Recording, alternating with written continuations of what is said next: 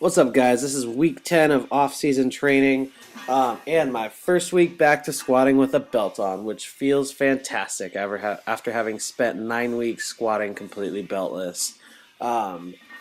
Everything felt very dialed in today. Weights were moving quickly.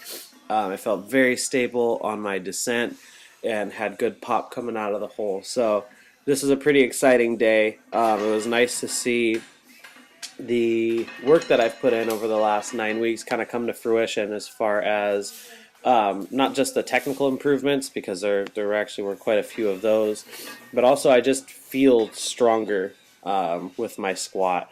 And that's partially because I've already hit this weight a bunch of times, and last week my top end set of 5 beltless was 405, but the weight just felt like it was moving better. My depth was great, my hips were nice and stable, I had speed and power coming out of the bottom of the squat, and just hitting this rep work here, all my first couple sets felt very conservative, which is kind of what I was going for. I ended up doing 4 working sets with 405. The first 3 sets were for 4 reps, and then I went for 6 on the very last set.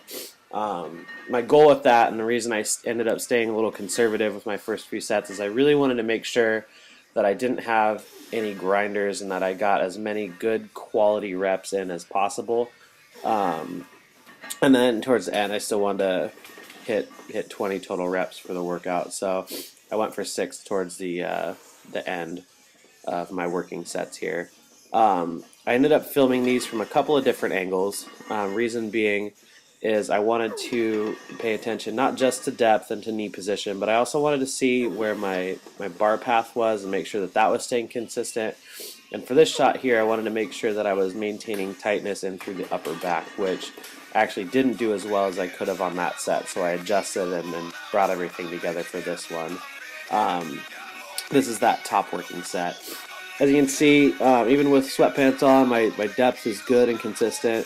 I stay pretty decently upright. For me, I do end up leaning forward quite a bit when I squat, and a lot of that is just due to the length of my femurs and how far I'm having to sit back. But I do a good job of incorporating the Lombard's paradox that I had mentioned maybe 2 weeks ago with regard to throwing the head back and the hips forward to kind of get through that sticking point after just coming up out of the hole. So these felt very great. I was happy with them.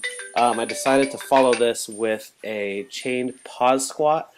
I did these beltless. This is 240 pounds of bar weight and 40 pounds of chain. Goal here is to still make sure that I'm getting some core work in and not neglecting that now that I'm back to squatting with a belt.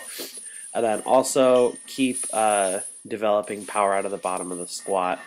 The reason that I went with the chains instead of continuing to work with straight weight is I have a habit of wanting to coast up from the bottom of the squat. So I stay tight on the descent, I stay strong out of the bottom, and once I get kind of out of the hole, I just kind of ride the momentum that I generate from that very bottom position. And I don't continue to accelerate through the concentric part of the lift. So I'm hoping that the combination of a pause without the belt and then also adding that accommodating resistance will kind of address all 3 of these different weak points for me. So I'm going to keep these in for the next several weeks as my main accessory for my competition squat and kind of see where that all puts everything at the end of the year. My goal is to hit 500 for between 3 and 5 reps without any knee wraps by the end of the year. So that is it. I hope you enjoyed the video. If you did, please like and subscribe to my channel. If you haven't done so already, connect with me on Instagram and Facebook.